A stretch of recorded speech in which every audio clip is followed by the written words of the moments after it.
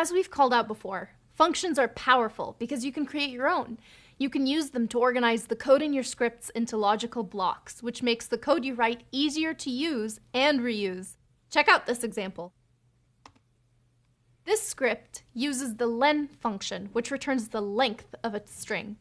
In this example, the script then uses that length to calculate a number, which we're calling the lucky number here.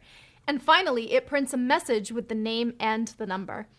Each time we want to perform the calculation, we change the values of the variables and write the formula, then print a greeting followed by the lucky number.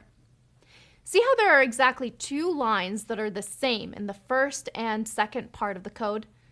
When you find code duplication in your scripts, it's a good idea to check if you can clean things up a bit by using a function.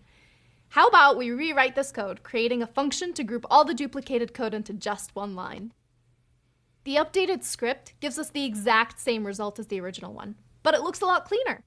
First, we've defined a function called luckyNumber, which carries out our calculation and prints it for us. Then we call the function twice, once with each name.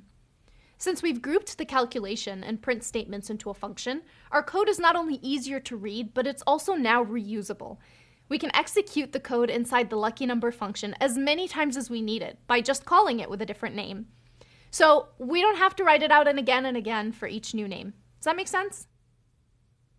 Hopefully these examples have helped explain how functions are used and defined, and also demonstrated how useful they can be.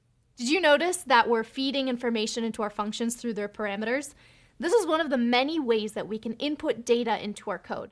The values for those parameters may come from different places, like a file on our computer or through a form on a website, but that doesn't impact our code.